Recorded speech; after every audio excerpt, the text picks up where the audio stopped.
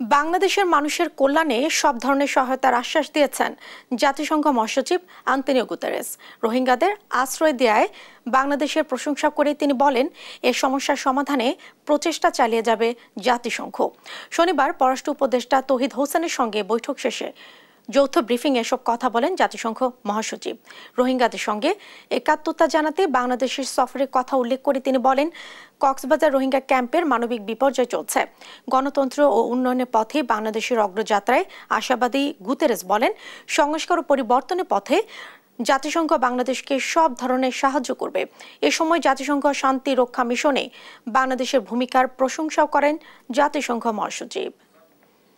By offering Rohingya refugees sanctuary, Bangladesh has demonstrated solidarity and human dignity, often at significant social, environmental and economic costs. Strongly appeal to the international community to allow us to avoid this tragedy. In this spirit, we will continue standing with the people of Bangladesh as you navigate the challenges and opportunities ahead.